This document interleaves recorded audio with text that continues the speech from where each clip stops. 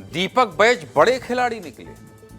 हाँ भाई, बीच में बैठे हैं और अगल बगल जय वीरू की पुरानी वाली जोड़ी। अभी तो जय वीरू की जोड़ी में थोड़ा कुछ गड़बड़ हो गया है मामला, लेकिन दीपक बैज अगर ये सब कर रहे हैं तो प्रदेश अध्यक्ष के तौर पर अच्छा है। कहते हैं राजनीति में जो दिखता है वो होता नहीं है और जो होता है वो दिखाई नहीं देता है। कुछ इसी तरह की तस्वीर छत्तीसगढ़ की राजनीतिक पिक्चर में भी दिखाई दे रही है। गुटबाजी की चर्चा के बीच कांग्रेस ने एकजुट होने का संदेश दिया है। 2.5 साल बाद भूपेश बघेल और टीएस बाबा एक फ्रेम में नजर आए और प्रदेश अध्यक्ष दीपक बैज ने अपने कार्यकाल का सबसे बड़ा काम किया है और कांग्रेस के जय वीरू को एक साथ लाने में सफल हुए। इसके बाद सवाल उठ रहा है कि क्या प्रदेश अध्यक्ष पद की लड़ाई खत्म हो गई है और दोबारा कांग्रेस में आपसी विवाद नजर नहीं आएगा। विपक्ष से जुड़ी बहुत बड़ी खबर है, इसलिए आपको विस्तार से बता देता हूं। देखिए, शुरुआत करते हैं दीपक बैज और टीएस बाबा के बयान से। 22 मई को दीपक बैज ने टीएस बाबा को दिल्ली जाने की सलाह दी थी और जवाब में टीएस बाबा ने खुद को युवा बताया था और दीपक बैज के मुख्यमंत्री बनने की संभावना जताई थी। सबसे पहले दोनों नेताओं का ये बयान सुनिए। वो हमेशा देश में जहां भी जिम्मेदारी मिलती है वो जाके काम करते हैं और बाबा साहब को तो दिल्ली में काम करना चाहिए। यहाँ युवा मौका, यहाँ युवा काम कर रहे हैं और युवाओं को मौका मिलना चाहिए। मैं भी अभी भी अपने आप में युवा वाली ऊर्जा महसूस करता हूं, तो मुझे लगता है वो मेरे लिए भी संकेत दे रहे हैं कि हाँ, युवा ऊर्जा जिनके पास है उनको मौका मिलते रहे काम करने का। तो ठीक है, वो सलाह उन्होंने दिया, कोई हर्जा नहीं। हम लोग साथी हैं, एक साथ काम करते हैं, एक दूसरे के लिए सलाह हम लोग देते रहते हैं। कल के दिन वो मुख्यमंत्री की भी जिम्मेदारी संभाल सकते हैं, तो हम लोग तो कहेंगे कि अच्छा काम करो। इस बयान के बाद लग रहा था कि दोनों नेताओं के बीच मतभेद है और प्रदेश अध्यक्ष को लेकर खींचतान चल रही है। लेकिन आज की तस्वीर एकदम अलग है भाई। सूरजपुर जिले में कांग्रेस का धरना प्रदर्शन चल रहा है जिसमें सभी बड़े नेता शामिल हुए हैं और इस दौरान टीएस बाबा, भूपेश बघेल और दीपक बैज एक दूसरे के बगल में बैठे नजर आए और बीच बीच में एक दूसरे से गुफ्तगू करते भी दिखाई दिए। इसके अलावा एक तस्वीर और आई जिसमें टीएस बाबा कार चलाते दिखे तो भूपेश बघेल उनके बगल में बैठे नजर आए, जबकि पीछे की सीट पर दीपक बैज और अमरजीत बैठे हुए थे। हाँ, राजनीति में सब तस्वीर बहुत बड़ी तस्वीर होती है भाई। इसको पकड़ना, इसका विश्लेषण करना बहुत जरूरी होती है। देखिए, एक ही कार में चारों लोग बैठे हैं। अमरजीत भगत भी चश्मा लगाए। आप समझ रहे हैं, ये वही 4 नेता हैं जिनके एक बयान पर राजनीतिक हवा बदल जाती है। रायपुर से दिल्ली तक बैठकें होने लगती हैं और अलग अलग तरीके से कयास लगाए जाते हैं। लेकिन टकराव की खबरों के बीच इन नेताओं में प्यार बरस रहा है और कल तक जो नेता एक दूसरे को दिल्ली जाने की सलाह दे रहे थे, आज वो एक ही कार में सवार होकर मुस्कुरा रहे हैं। अच्छी तस्वीर। हमारे सहयोगी दिलीप जायसवाल ने कहा छोड़ना है, वो तो कुछ छोड़ते नहीं।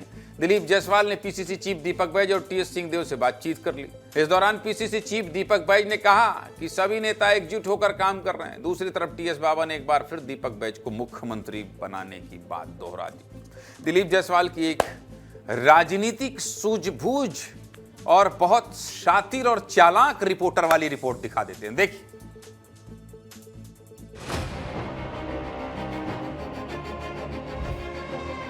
देर बाद यहाँ पर पहुँच जाएंगे और ये तस्वीर काफ़ी अनोखी हो जाती है क्योंकि कुछ दिन पहले आप आया था कि कौन दिल्ली जाने वाला है। आपने कहा था कोई दिल्ली जाने वाला है, बाबा को आप बोले थे दिल्ली चले जाइए। काफ़ी सीनियर लीडर। देखिए, अभी मेन लड़ाई न्याय की लड़ाई लड़ रहे हैं और सभी नेता एक हैं। सब मिलकर हमारा मकसद है कि हम इस भ्रष्ट और भारतीय जनता पार्टी सरकार को उठाकर फेंकें।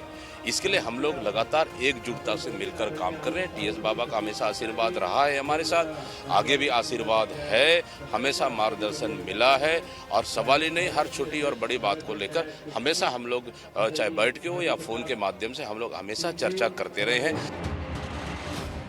सीएम बन सकते हैं? हाँ, क्यों नहीं बन सकते हैं। हमारे पीसीसी के प्रेसिडेंट हैं तो सीएम क्यों नहीं बन सकते। निर्णय हाईकमांड का है, तो संभावना क्यों नहीं है। बगल में बैठे हैं, ये बैठे हैं, क्यों नहीं बन सकते। ये देखिए, जो तमाम जो नेता है, ये सब जो गुटबाजी होता है सब कैमरे में होता है भाई, है ना। लेकिन यहाँ पे कितना मुस्कान है चेहरे में, इसको देखिए और समझिए।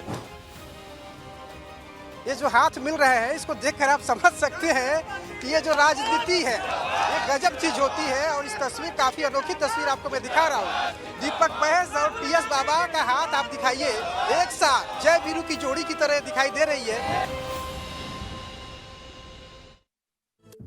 आज दिलीप जायसवाल जी, आपने ऐसी रिपोर्ट बनाई कि मुझे लिखना पड़ा कि दीपक बैज बड़े खिलाड़ी निकले। आप भी कम खिलाड़ी नहीं हैं, रिपोर्टरों के बादशाह हैं। दैनिक भास्कर में हम लोग हुआ करते थे, एक साथ रिपोर्ट किया करते थे, तब मैं आपकी बदमाशियां देखा करता था। और ग्राउंड रिपोर्ट की बदमाशियों को आपने राजनीति में कैसे उतारा है, मान गया गुरु, मान गया। बढ़िया अपने प्रदर्शन करवाया है हाथ मिलवा के। सबसे पहले आपकी प्रतिक्रिया ले लेता हूँ। ये मजबूरी थी नहीं, मजबूरी तो नहीं थी, आपसी भाईचारा प्रेम की मिसाल थी। अब मजबूरी कैमरे की मजबूरी थी। देखिए, जब कैमरा जाता हो और जब सवाल होते हो तो कई बार आप, सबसे बड़ी बात यहाँ पर यह थी गणेश जी कि दोनों नेता एक साथ थे, आजू बाजू में बैठे हुए थे, जो दूर दूर से बयानबाजी करते थे। टीएस सिंहदेव अंबिकापुर से बयान देते थे, कभी दीपक बैज रायपुर और बस्तर से एक दूसरे के खिलाफ बयान देते थे। लेकिन जब दोनों का एक साथ में, जब दोनों का संयोग देखा, एक साथ बैठा हुआ देखा, तो मैं सोचा कि आस पास दोनों बैठे हैं, आजू बाजू में बैठे थे, दोनों से सवाल पूछ ही लिया जाए। और जब ये सवाल था तो शुरू में तो उनको हिचके जवाब देने के लिए, लेकिन जब एक मंजे हुए राजनेता है दोनों, तो उन्होंने एक दूसरे की तारीफ करने की कोशिश की, एक दूसरे को बताने की कोशिश की कि हमारे बीच में ऐसा कुछ भी नहीं है, हम दोनों एक साथ हैं। इसके बाद सबसे बड़ी तस्वीर ये दिखाई दी आज कि भूपेश बघेल भी वहाँ पे पहुँच गए। जैसे आप बता रहे कि एक ही गाड़ी में टीएस सिंहदेव गाड़ी चला रहे थे, भूपेश बघेल उनके बाजू में बैठे थे। उसके बाद जब प्रचार शुरू हुआ, इनका रोड शो शुरू हुआ, तब भी सभी जो नेता हैं एक मंच पर दिखाई दिए। तो कहीं ना कहीं जो कांग्रेस है आज प्रदर्शन के बहाने एक साथ यहाँ पर दिखाई दी है, एक नाव में सभी नेता सवार दिखाई दिए हैं। हालांकि सबसे बड़ी बात है कि यहाँ से जाने के बाद, इस प्रदर्शन के बाद, आखिर ये नेताओं का क्या 2.5 साल आने वाला जो चुनाव है, इसी तरीके से एक साथ का जो रहने का मिसाल है वो रहेगा या नहीं रहेगा, ये तो आने वाला वक्त बताएगा। लेकिन आज जो कुछ हुआ उससे प्रदेश के जो कांग्रेस के कार्यकर्ता है सोशल मीडिया में लगातार लिख रहे हैं, और कहीं ना कहीं कांग्रेस के जो कार्यकर्ता है, जो पदाधिकारी है, उनके अंदर एनर्जी आई है। जी बताइए दिलीप भाई, ये इकट्ठा क्यों हुए थे, प्रकरण क्या था? देखिए, यहाँ पे नगर पंचायत चुनाव है विश्रामपुर क्षेत्र में, और इसी वजह से यहाँ पे सभी नेता पहुंचे हुए थे। हालांकि यहाँ पर जो सूरजपुर के जो जिला कांग्रेस कमेटी के उपाध्यक्ष हैं नरेंद्र जैन, उनके खिलाफ आर्म्स एक्ट के तहत FIR दर्ज कराया गया है कि ये भाजपा के कुछ लोग थे, उनके दरवाजे पे झंडा लगाने गए थे और उसी दौरान आपस में विवाद हुआ। और ये आरोप है कि जो कांग्रेस कमेटी के उपाध्यक्ष थे उन्होंने एक हथियार निकाल लिया, कोई धारदार हथियार निकाल लिया। उसके बाद पुलिस में FIR दर्ज कराया गया। अब कांग्रेस का कहना है कि इस पूरे मामले में फर्जी तरीके से FIR दर्ज कराया गया है, आरोप गलत है।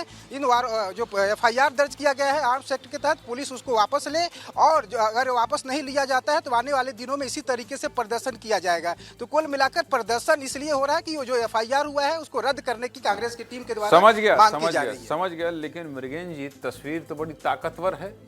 कांग्रेस के मतभेदों के बीच में महंत जी जरूर नहीं पहुंचे हैं, लेकिन बाकी सब नेता पहुंच के हाथ हाथ मिला रहे हैं, गाड़ी चला रहे हैं। ये सब मिठास कब तक बनी रहेगी?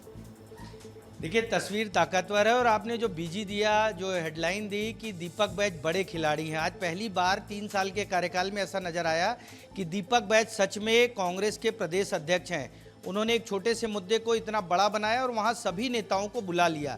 इससे पहले हम लगातार देखते रहे हैं कि भरे मंच पर एक दूसरे पर आरोप प्रत्यारोप होते रहे हैं। चाहे सचिन पायलट प्रदेश प्रभारी हो, उनके सामने भूपेश बघेल को कहना पड़े कि कोई नेता ये ना कहे कि हमने जो वादे किए वो पूरे नहीं हुए, उसके कारण हार गए। टीएस सिंहदेव को कहना पड़ता था कि हम वादे पूरे नहीं कर पाए इसलिए हार गए। बहुत बहुत धन्यवाद आप दोनों का।